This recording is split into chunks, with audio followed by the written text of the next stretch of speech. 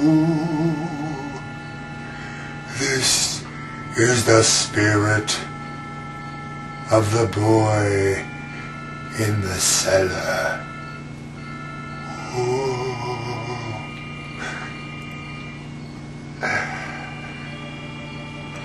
Well, this is log 2 in the cellar during the tornado watch. The storm seems to be easing off. I'm going to give it a little bit longer. And I'm thinking right now, I'm thinking back to, just imagine at the beginning of man when obviously the first shelter was caves. And besides, just shelter, it probably also drove them into caves. Tornadoes. Tornadoes and hurricanes and whatnot. Extreme weather. Lightning. So it makes you, first of all, think, here I am sitting here nervous in this basement. And in that sense, I'm connected to the past, to them, but just imagine how terrified they were, because they didn't even have the kind of understanding or warning or technology or anything that we have now. So just imagine being like a caveman.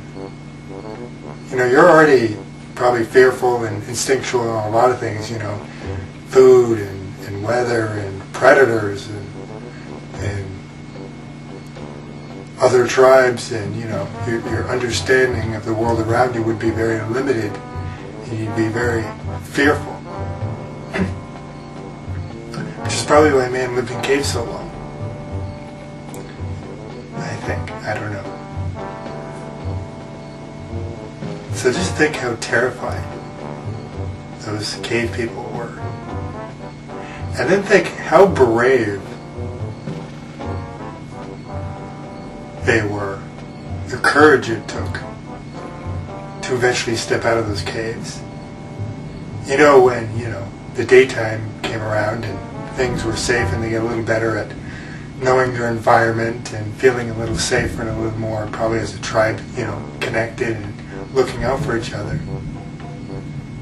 That's probably, I would guess, is when they started to talk about building shelters and things. Who knows, maybe they built some and they drove them back into caves, when a tornado came. I don't know. Who knows?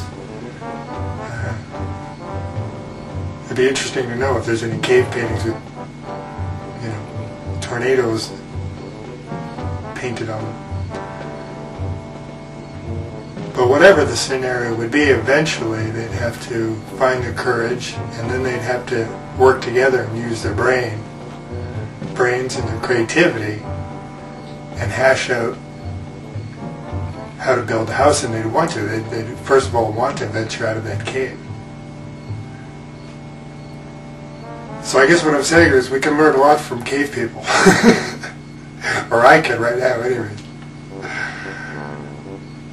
But maybe with all these changes, maybe we can, maybe that'll give us comfort. We can think back to the cave people, and if they could venture out. Because there were shifts, all, before, industrial man and modern man. The earth went through shifts before. And as I said, these people were just, they wouldn't have wouldn't have the same kind of comprehension. They can't rationalize and say, well, it's this hot air meets cold air, and and things like that. They just, they'd be very limited in that knowledge, in that passed on knowledge. And although I'm sure they would have some, and that's obviously what got us to here. They started sharing, but still being very limited of what they understood of their world, themselves, and nature. They ventured out. They ventured out and eventually were brave enough to build some houses or shacks or huts or whatever, and they went from there.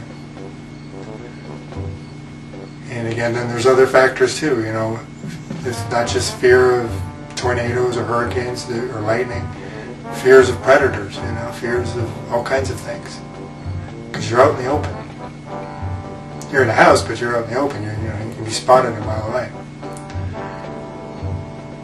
So, yeah, it makes you think of the courage, the determination, the want to get out and live in the world, not hide in a cave. And so if we're ever feeling afraid, I think we can, at least for me, I think I'll think of sitting in this chair and it's, again, not necessarily silly to sit in the basement during a warning, but sitting here terrified for no particular reason.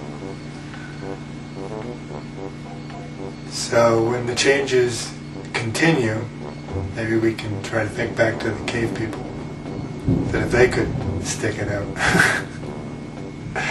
if they could venture out, if they could muster up the courage, if they could choose to live instead of hide in fear, there's nothing to say we can't.